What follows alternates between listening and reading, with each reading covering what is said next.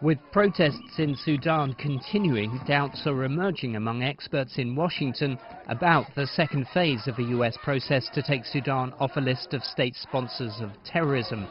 In order to get off the list, Sudan's been told to fulfill a set of very broadly stated requirements, including enhancing human rights protections and practices. There are no benchmarks or no criteria, so there's really no way certainly for the public, and I don't know how the U.S. government would assess that Sudan actually makes some kind of progress in those areas.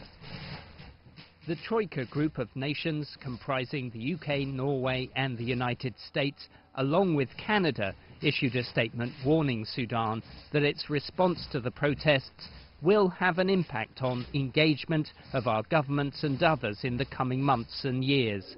Some foreign policy experts are still backing the US strategy, despite concerns about how the Sudanese government's handling protests in the country. The likelihood of improvements in human rights in the Sudan is greater with the US engaging than with it sitting on the sidelines. Among other delisting requirements for Sudan is expanding counterterrorism cooperation in a country where the US operates a sizable CIA base.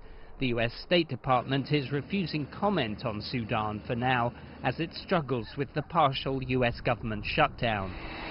Diplomats here have avoided imposing a timeline for Sudan, so the US could adopt a wait-and-see approach. For Sudan, delisting would ease its financial crisis, opening up lending support from institutions like the International Monetary Fund and providing a green light for foreign investors. Daniel Wrenches, CGTN, Washington.